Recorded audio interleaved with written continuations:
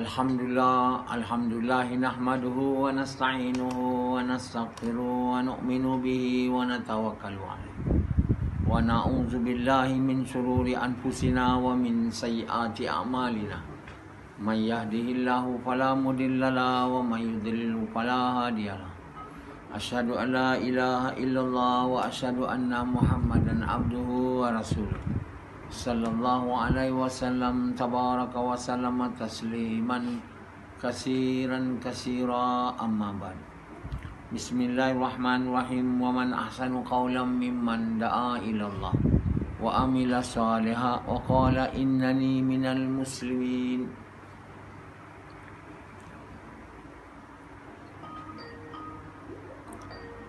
Tuan-tuan, bapa-bapa sekalian,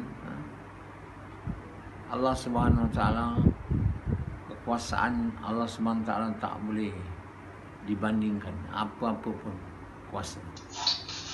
Yang kita lihat kan umumnya lah kuasa makhluk Allah. Kalau Allah buat gempa bumi, itu kan kuasa Allah. Allah yang goyangkan bumi itu. Tapi dia adalah kekuatan makhluk Allah, namanya bumi. Kalau datang bah, Allah gunakan air, makhluk dia. Itu pun manusia tak boleh nak lawan makhluk, kekuatan makhluk Allah ni. Angin kencang, di tsunami itu gempa bumi kat laut, satu kekuatannya. Kemudian air laut tu masuk kat apa tu, kat yang terbelah tu, lepas tu zoom, pressure naik, menyebabkan air tu naik melimpah at the speed of 1000 km/h. So yang dia, jadi kekuatan air, kekuatan gempa bumi, semua tu combine lah. Kekuatan bumi, kekuatan air, angin lagi. Angin macam mana Allah gunakan untuk hancurkan tu kaum. Air, bumi, api, ni semua kekuatan makhluk dia yang dia bagi. Dia bukan kekuatan Allah. Allah punya kekuatan kita tak boleh bayangkan lah. Jadi bapa tuan sekalian, tak ada siapa, apa-apa kekuatan pun dapat menandingi kekuatan Allah. Allah Maha Kuat. Jadi kalau kita yakin lah, tahu satu hal, yakin bahawa Allah Maha Kuat. Kekuatan Allah tu tidak ada batasnya, limitless, tanpa batas. Atau kita kata Maha Kuat. Jadi Allah SWT boleh buat apa saja. Jadi apabila Allah mau hancurkan satu kaum, Allah gunakan kekuatan makhluk ni, air, api, angin, untuk hancurkan. Itu pun dah. Makhluk manusia ni sebenarnya dia tak kuat dengan makhluk lain. Manusia kecil lawan gunung. Kalau dia hempap, Allah gunakan gunung tu hempap, dah, mana boleh lawan. Air, dia ada otak je. Sebab itu dia boleh buat kapal, kapal selam dalam air. Dia ada akal. Dia mencipta ni, mencipta tu. Basically dia tak kuat sebenarnya lah. Tapi air tu kalau sekali kuat, besar. Api, angin, bumi, kekuatan tu lebih sangat-sangat kuat dibandingkan badan manusia. manusia boleh lari, kan? 100 meter lah, 1000 meter dia dah tak laju lah. Kalau kata lari 1000 meter, dia tak boleh lari secepat dia berlari 100 meter. Limited.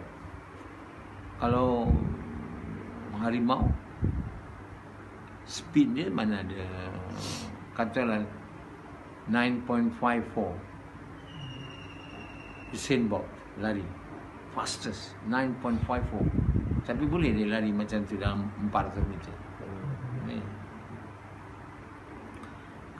Kalau cita apa? Dia lari bila pun. Zirafah tu kuat juga lari dia. Jadi manusia kekuatan ni tak ada sangat dia. Yang angkat berat pun cuba datang gajah. Jadi manusia kecil, perut dia pun kecil. Kalau perut gajah tu, dia boleh makan kan. Dia lebih kurang 50 kali besar dari perut seorang manusia. Boleh masuk. Jadi manusia kecil. Jadi physically manusia tak boleh lawan kekuatan yang pada makhluk Allah yang lain. Ya Allah nampaklah, tapi manusia dia ada akal. Dia buat machine gun, dari jauh dia tembak gajah. Kalau dia nak lawan memang tak lawan lah. Oleh kerana akal dia boleh buat bom, dia boleh buat machine gun, M16. Kalau nak lawan badan dia tak kuat. Jadi manusia yang berakal ni, dia bercerita macam-macam sehingga dia mengawal makhluk lain. Tapi bila gempa bumi, dia tak boleh guna apa. Dia tak boleh lawan bumi. Angin, kalau angin tiup laju sangat, dia pun terbang. Dia nak guna rumah, buat apa-apa against gempa bumi pun only small gempa bumi boleh lah. Macam kat Jepun kan, dia orang buat building yang katanya lah boleh small punya picture boleh lah. Kalau kuat sangat tak boleh, akan runtuh. So dia punya teknologi pun dia akan cuba tu, tapi tak dapat. Jadi tuan-tuan bapa sekalian, hari ini Allah bagi kuman virus, coronavirus, kecil aja, unseen, lawan dengan manusia. Dia pun physically tak kuat kuman tu, tapi dia boleh infected manusia punya perut, lung dia sampai sempit. Anda tak boleh bernafas, dah mati. Dia bukan lawan boleh bertumbuk punya. Muhammad Ali tumbuk punya lawan. Berapa kuat dia kalau lawan dengan singa boleh? Beruang. Kalah punya. Jadi semua kekuatan manusia punya fizikal ni dicuba dalam sukan. Sampai ke taraf dunia, Olimpik. Kekuatan lari, kekuatan bagi baling batu, shot put, lembing, tinju, macam lompat. Jadi dia tak lawan haiwan-haiwan lain, lompat-lompat lah. Jadi kelebihan manusia daripada haiwan lain tak ada dalam badan dia, dalam akal dia. Kelebihan nafsu tak juga. Banyak haiwan lain bernafsu juga. Kalau katalah seks punya nafsu, Hanzalah punya seks punya nafsu lawan dengan nafsu haiwan lain. Oh, Allah tak ada lawan ya. Bagi nafsu makan pun cannot lawan dengan nafsu makan haiwan. Jadi apa yang kita istimewa dari makhluk lain ni is our akal lah. So kalau kita tidak guna akal ni untuk dapat agama, tapi manusia dah guna akal ni untuk dapat mengawal makhluk lain. To certain extent dia boleh lah, but takkan dapat lah. Macam dia tak boleh mengawal gempa bumi dengan teknologi dia. Tak boleh mengawal api, angin dia tak boleh awal. Kuman pun dia tak boleh kawal. Nak cari vaksin, fikir, research, nak guna akal, guna vaksin. Macam mana nak lawan dengan coronavirus? Tak dapat lagi. So basically menyerah je lah. Kalau tak dapat, kalah juga kan. Jadi Allah SWT tak suruh kita guna akal ni sebenarnya untuk melawan kekuatan makhluk lain. Allah suruh guna kita akal untuk mengenal Allah. Sebab kita tak guna untuk itu. Kita semua guna akal untuk mencipta alat-alat, untuk melawan makhluk lain, menguasai makhluk lain. Kita hari ini cuba nak menguasai langit, heaven, dengan ilmu astronomi kita. Teleskop mencipta dia mana hantar apa ni, apa nama tu, roket sampai mana. Mars pun tak boleh. Hantar orang pun dah, Mars sudah. Hantar robot aja lah. Tak berani dia. Mana? Itu baru Mars. Mars ni satu planet dalam galaksi. Apa ni Melayu punya, Inggeris punya, Milky Way. Satu galaksi je. There are trillion of galaxy dalam langit pertama je. And that galaxy expanding. And the heaven is expanding. There are trillion. So each galaxy got its sun. Satu planet got its moon. The whole heavens are decorated with stars. Yang kita tengok star, it's not very near to us. It's not near. It's very, very, very far. The moon is very near compared to the star. Tapi we still can only go to the moon in 19 berapa, when America first send orang ke bulan. Itu kekuatan fizikal lah, menggunakan itu untuk menguasai. Bukan menguasai pun, pergi sana aja, bukan boleh buat apa pun. So kita ni kecil physically. Yang menyebabkan kita semua ni, kita punya akal, kita cuba nak guna untuk menguasai makhluk lain. Allah bukan mau kita guna akal tu untuk itu sebenarnya. Kita boleh guna, but kita tak akan mencapai kejayaan yang betul-betul berjaya. Boleh cipta antibiotik, penicillin yang pertama untuk membunuh kuman virus, kuman bakteria. Lepas tu dah bakteria tu lawan pula lagi, dia sudah jadi resistant, tak boleh nak cari lagi apa antibiotik lagi. Lepas tu virus kita dah tak boleh lawan, kita tak ada teknologi, dah akal. Jadi sebenarnya kita adalah untuk Allah.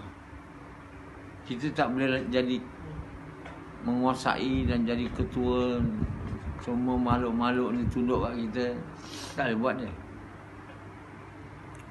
Kita sebenarnya dijadikan untuk kekasih Allah. Jadi untuk itu Allah bagi kita agama, perintah-perintah dia. Dan untuk kita mengenal Allah ni, untuk kita jadi kekasih Allah ni, kita kena berfikir. Menggunakan akal kita ni untuk berfikir tentang kebesaran dia. Melihat dalam kejadian-kejadian ni tanda-tanda keagungan, kebesaran, kemuliaan, ketinggian.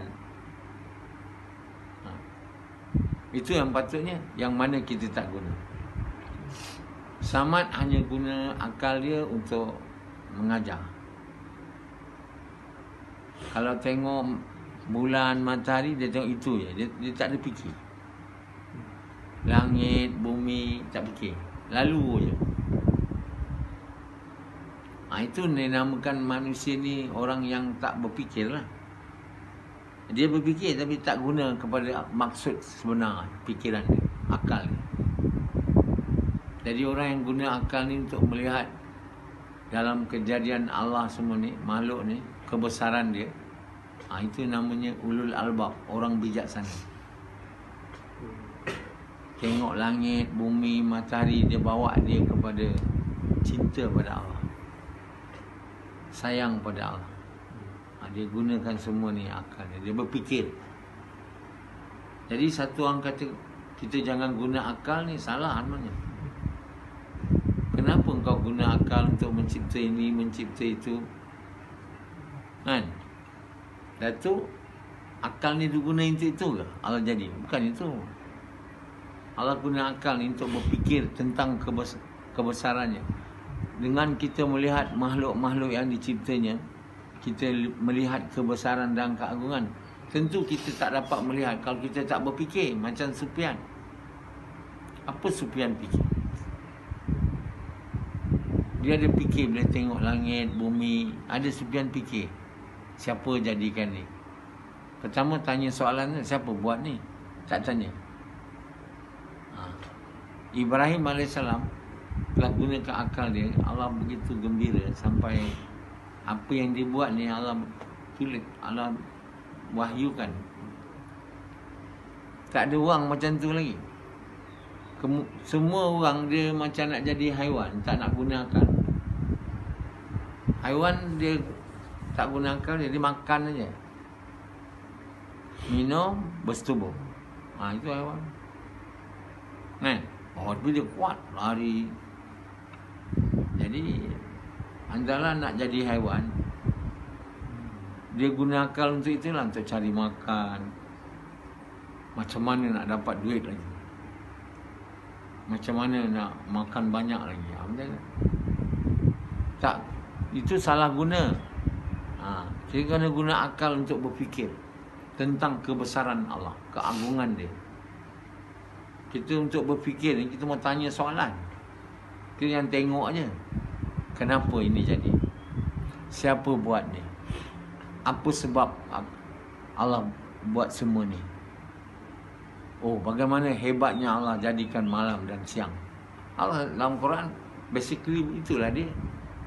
Quran tak ada banyak bagi tahu hukum ni, itu hukum. Itu semua dalam hadis ni. Orang ahli fiqh ni, alim-alim fiqh ni, dia banyak baca ilmu hadis. Quran tak banyak fikir tu, untuk terang tu. Kalau dia ada baca ayat Quran, telah Allah fardukan, sikit je. Allah telah wajibkan puasa, seperti mana telah diwajibkan kepada umat yang terdahulu. Itu je. Tak ada basically Allah beritahu ni fardu, ini tak fardu, ini haram. Jadi dalam Quran tu bukan kitab banyak beritahu tentang hukum. Dia kitab menerangkan macam mana kita boleh berfikir, kita boleh memikir.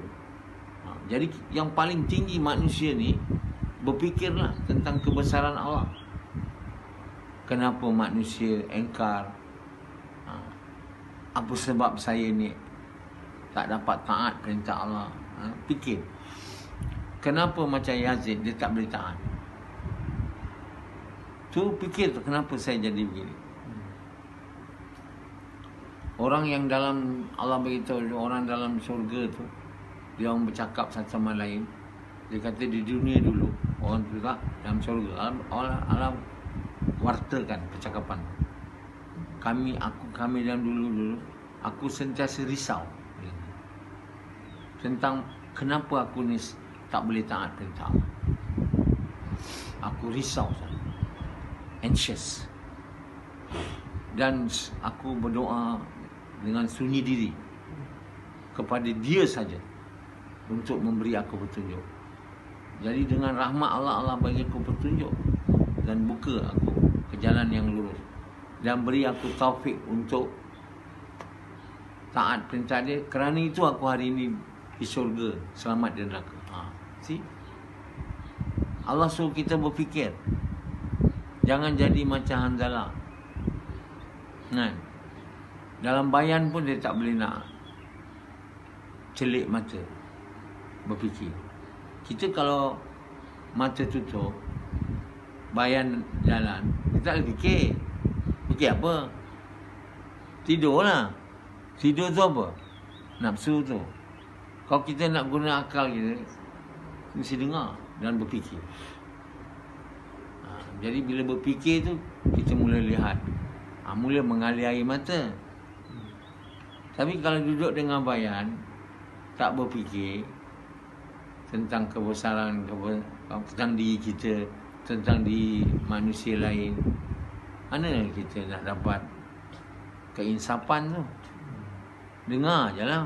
Macam dengar lagu, seronok aja. Oh, bayan ni bagus.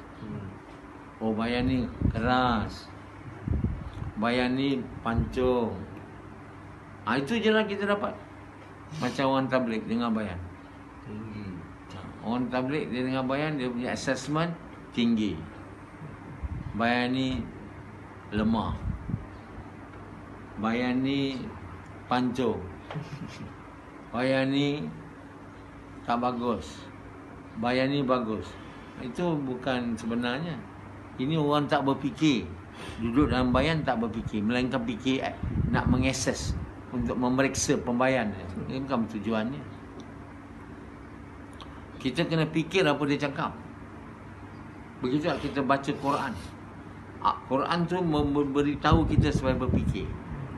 Dan baca Quran tu dengan berfikir. Dengan berfikir ni kita kena tanya soalan kenapa. Tu berfikir. Kalau kita tak tanya soalan why, mana nak berfikir? Why tu tak ada. Why tak ada. Kalau orang dalam kita punya macam silibus pelajaran kat sekolah di Malaysia ni, dia tak bawa pelajar-pelajar ni kepada berfikir, dia tak mengajar pelajar-pelajar ni untuk bertanya why. Kepada cikgu, duduk aja, dengar aja. Betul-betul, tak betul pun betul. Jadilah dia pelajar yang tak berfikir, rakyat yang tak berfikir. Jadi tak adalah dia jadi researcher, pemikir. Researcher ni orang yang buat penyelidikan ni kena orang berfikir. Kalau tak berfikir mana boleh menyelidik. Kenapa ni jadi begini? Apa sebab dia jadi begini? Itu benda dunia lah. Begitulah Allah mahu kita berfikir tentang Allah. Kenapa Allah buat ni?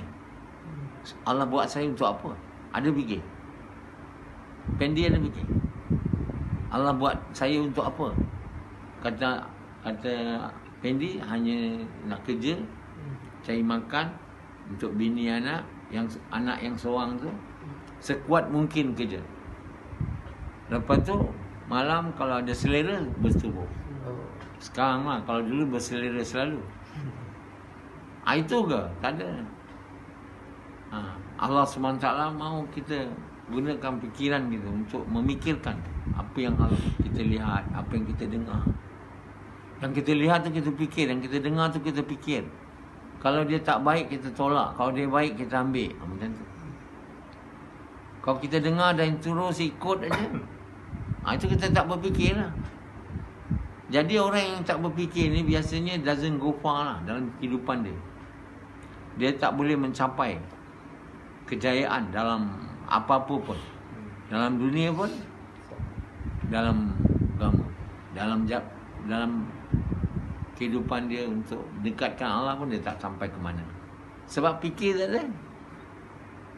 Nah, misal dalam usaha dakwah ni, usaha mengajak manusia kepada kebaikan, cegah, tak ada fikir. Nak dapat fikir, nak buat kerja dakwah ni kena fikir je apa saya jadi, apa nak buat. Iman saya ni sekarang lemah, apa saya nak buat, tak ada fikir. Lemah-lemah lah. Saya menerima je. Boleh ke macam tu? Dia kuat-kuat lah, dia tak kuat pun tak apalah. Mana boleh kita tak berfikir, tak berusaha, dia jadi kuat.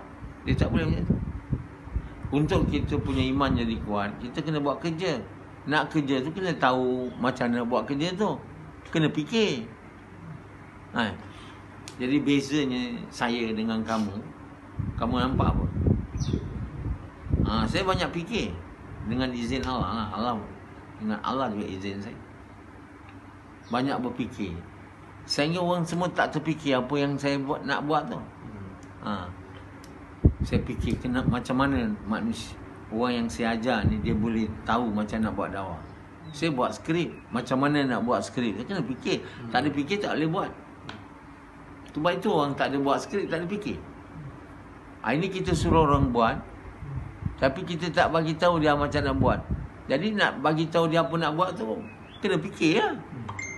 Lepas kita fikir, kita doa, Allah ilhamkan kita. Kenapa dia orang semua tak ada ajar skrip untuk buat dakwah? Sebab dia. Jadi kamu pula bila dah buat skrip, baca macam burung kakak tua. Kena fikirlah skrip tu. Bercakap tu dengan fikir lah. Fikir penting. Ketinggian kita ni di sisi Allah, jalan dia kita kena fikir. Jadi mana kita kena akal. Orang yang berakal, itu orang bijaksana, orang yang berfikir. Namanya orang bijaksana, ulul albab. Tapi kalau ulul albab, kalau berfikir untuk dunia macam Einstein ni, kita tak panggil ulul albab. Einstein tu, dia dapat teori-teori tu, kena fikir tu. Apa ni, semua apa saintis-saintis unggul dunia, Newton, Einstein, apa lagi? Semua tu orang berfikir ni. Jadi macam mana masyarakat Malaysia ni, masyarakat manusia ni dilahirkan untuk berfikir? Tentulah jalan pembelajaran dia di sekolah-sekolah kebangsaan menengah ialah kena student tu digalakkan bersoal lah, menyoal. Ini kalau kita stop dia orang daripada menyoal, kita stop dia daripada berfikir. Dia kena terima kenapa, apa sebab, kenapa tu satu sebab, why. Sebab itu dengan izin Allah saya tafsir Quran tu dengan why, kenapa, apa sebab. Tiap line ada why, supaya berfikirlah. Kenapa Allah sebut ni? Kalau kita tak berfikir tu, kita baca je. Kenapa? Lepas kita tanya, kita sampai kepada sebab dia. Oh, ini sebabnya Allah bagi ayat ni. Allah SWT bagi tahu, kalau sekiranya orang yang menuduh Nabi mencipta Quran ni, kiranya ada kepingan langit ni jatuh kat dia, dia akan kata ini hanya awan saja jatuh kat dia. Pada fikiran kamu, apa sebab Allah sebut ni? Tanyalah, apa sebab Allah sebut ni? Orang-orang ni, kalau sekiranya sebahagian daripada kepingan langit dia, heaven, jatuh kat dia, dia akan kata ini hanyalah kelompok awan jatuh dekat saya. Apa sebab? Sufyan. Kata kau pandai, tak tahu pula.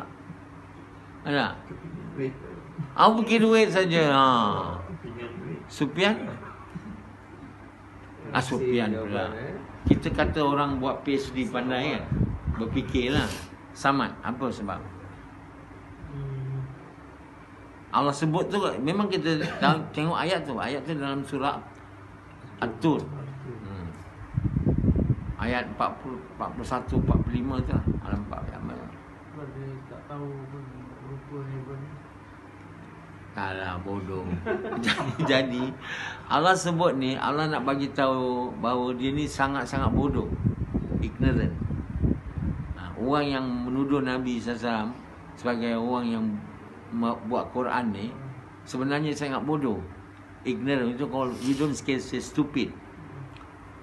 Stupid dan ignorant ni lain tau. Ignorant ni orang tak berfikir lah. So ignorant sehingga kan kalau kepingan heaven tu jatuh kat dia, dia kata itu awan. So big punya benda, heaven jatuh kat dia, bagian dia boleh kata itu awan. Mereka faham tak? Sebab itu Allah nak bagi tahu dia ignorant. Why dia become ignorant? Itu baru ayatnya, tapi nak ditafsir why Allah bagi tahu kita ni ignorant. Sebab itu Allah bagi contoh kepingan langit jatuh. Langit mana boleh jatuh? Kalau dia jatuh takkanlah kau tak terasa. Langit jatuh, kau fikir dia awan aja. Kepingan awan. Kenapa Allah bagi tahu mana kepada mereka yang menuduh Nabi sebagai orang yang buat Quran tu? Kamu mencipta langit, ya, bumi. Adakah kamu mencipta langit dan bumi? Adakah kamu mendapat kuasa, memiliki khazanah Allah dan berkuasa untuk menentukan kepada siapa orang yang kau nak bagi, mengikut yang kau suka, dan yang kau tak nak bagi, mengikut yang kau tak suka? Adakah kamu ada tangga untuk naik ke langit dan mendengar apa yang diperintah oleh Allah? Dan kalau sekiranya kamu ada, bila ada, bolehkah kamu buktikan apa yang kamu dengar tu bahawa itu dari Allah? Semua Allah tanya. Tentu benda tu tak boleh dibuat kan. Tangga naik ke langit pun tak ada, mencipta langit dan bumi pun tak ada, memiliki harta. Kenapa Allah sebut ni? Jadi kenapa Allah sebut ni? Benda yang kita tak boleh nak buat lah. Benda tak buat. Memang kita tak boleh buat. Mencipta langit dan bumi, mana boleh buat? Tentu sekali tak boleh kan. Allah SWT kata sudah pasti tak boleh. Kenapa Allah bagi tahu? Adakah kamu memiliki kuasa atas khazanah Allah? Kuasa maknanya kamu sendiri boleh menentukan siapa yang kamu nak bagi, mengikut yang kamu suka, orang yang kamu suka, yang kamu tak nak bagi. Dan kamu telah diberi kuasa untuk menguasai khazanah. Adakah kamu punya tangga nak sampai langit? Ada. Ini Fir'aun dia mana, dia cakap kat apa, dia punya ni apa, engkau dirilah bangunan tinggi supaya aku dapat tengok apa tu, siapa Tuhan Musa tu.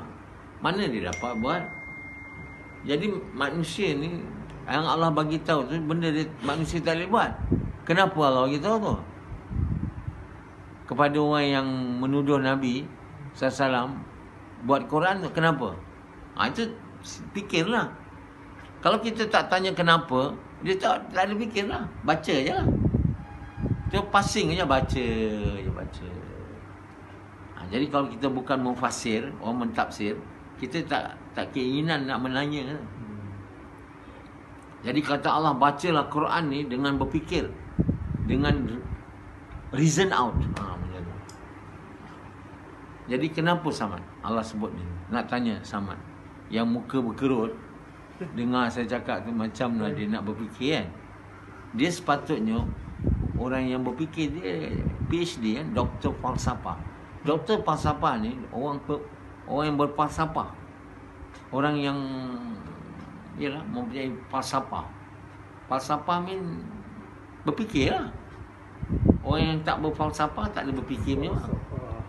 Itu doctor of philosophy. Apa Samad? Supaya apa, kita rasa kita ni tak boleh buat apa. Semua terbantut ya. Okay, next after Samad, Azrin. Azri Bachelor of Aeronautical Engineering. Yang macam Anzala tak lulus SPM. Lulus ke? Grade berapa? Duduk awal dia dapat 3 mah kan. Jadi Allah bagi tahu ni kepada orang yang ni, kamu ni sebenarnya tak boleh cipta langit dan bumi. Kamu ni tak ada kuasa atas kan? Benda yang, dan kamu tak boleh naik ke tangga ke heaven ni, mana langitnya kan? Kalau kamu tak ada benda ni kan, boleh ke kau cakap Nabi tu pencipta Quran? Janganlah cakap dia orang yang buat Quran, kerana kau apa pun tak ada. Itu maksudnya. Kamu apa pun tak ada, apa pun tak tahu. Macam mana? Jadi tak usahlah cakap. Itu maksudnya Allah Ta'ala nak bagi tahu orang yang menuduh. Jadi yang menuduh ni adalah prompted, kata Allah, daripada keinginan dia untuk melawan Nabi. Bukan disebabkan dia ni orang yang engkar, yang melawan perintah Allah beyond bounds, bukan. Banyak juga orang tu, tapi orang tu dia tak ada nafsu. Ini dia cakap tu sebab dia out of dia punya suka sangat nak menentang. Prompted by their desire. Keinginan untuk going against Nabi. Sesaja je. Bahawa Nabi ni yang buat Quran. Jadi Allah bagi tahu, ataupun mereka ni bukan saja menuduh Nabi dengan tuduhan palsu, tapi mereka juga jadi buruk sangat sehingga mereka buat plot untuk melawan Nabi, membunuh Nabi. So they're so bad. That's why they become so stupid.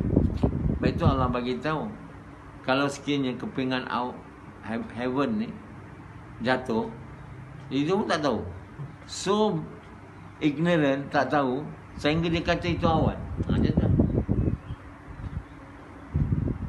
Dan mereka yang buat plot kepada Nabi ni SAW akan dia punya plot tu sendiri akan merangkap dia. Itu maksudnya. Kau buat plot, tapi plot yang kau buat tu akan merangkap kau. Apa makna dia?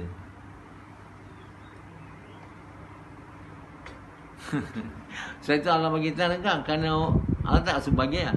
Kerana bila kau buat plot against Nabi, Allah akan hantar azab dia, dan azab tu akan tangkap kamu lah. Itu maknanya. Akan trap kamu. Yang dibaca dalam surah tu tadi, yang saya suruh kau baca tadi. Jadi kita jangan plot, kata Allah. Sebab plot tu akan trap kamu, akan sendiri memerangkap kamu, menangkap kamu. Jadi mereka tu dah jadi bodoh. Bodoh. Dan bila tangkapan Allah tu datang, siapa lagi Tuhan selain Allah boleh tolong kamu? Tentu tak ada kan. Dan kamu mempersekutukan Allah dengan yang lain. Maha suci Allah. Jadi bersekutu dengan orang yang mereka sekutukan tu. Dan begitu jauh, mereka tu jauh daripada, tak boleh dibandingkan dengan kehebatan Allah Subhanahu Wa Taala. Kemuliaan alam dah sangat jauh. Batu apa mana boleh ada kemuliaan? Batu disatukan juga dikatakan ada ketuhanan. Kayu pun ada dikatakan ada ketuhanan. Orang pun dikatakan ada ketuhanan, divinity. Sama dengan Allah ada ketuhanan. Sangat jauh. Jadi kita baca Quran ni kena berfikir. Bukan baca Quran kena fikir, baca apa-apa pun kena berfikir. Kita tengok apa pun kena fikir, kita dengar apa pun kena fikir. Tapi bila tak berfikir, dengar pun tak fikir, tengok pun tak berfikir, telinga ni tak fikir, tengok pun tak berfikir, tidur je lah. Jadilah orang yang suka tidur. Orang yang tak berfikir ni suka apa? Tidur. Jadi siapa yang suka tidur, terutama dalam bayan, ini memang tak ada fikir. Jadi kalau dia tak ada fikir tentang Allah, fikir tentang dunia pun tak ada, jadi makan minum je lah. Dan bersetubuh. Kalau dia tak kahwin lagi, melancap, berzina. Jadi itu sebenarnya haiwan kan? Jadi sebab itulah haiwan ni, dia tak berfikir, itulah kerja dia. Jadi kalau satu orang itu je kerja dia, macam Yazid, sekarang dan dulu dan selamanya. Jadi sebab dia tak mau berfikir. Ignorant. Kononnya dia macam bagus lah, tak mau berfikir. Aku malah fikir lah. Aku malah fikir lah. Aku nak makan aja, nak tidur je, nak bersetubuh je. Itu orang malas fikir. Kau nak jadi haiwan maknanya, kalau kau tak nak berfikir. Kelebihan manusia ni itu aja. Macam Pendi, tak mau fikir. Panjang je lah dia. Fikir tak ada. Apa? Kerana dia tak ada fikir, apa dia punya, orang kata, kejayaan dalam hidup dia yang berapa tahun ni? Berapa tahun kau? 46 ni. Apa dia punya apa ni? Kejayaan dia, kecapaian dia lah, pencapaian dia. Tak ada kan? Makan, minum, bersetubuh, makan, minum, berak, bersetubuh. Kuda, jadi kuda selama 40 tahun pun kuda je. Jadi unta selama 40 tahun unta dia tak boleh tukar dia. Tapi manusia dia boleh berfikir, dia naik. Level jadi kekasih Allah akhirnya. Kecemerlangan demi kecemerlangan. Sebab penting berfikir. Dan kita makin berfikir, bukan kita makin jadi gila. Allah buat otak kita makin tajam. Gas insyaAllah.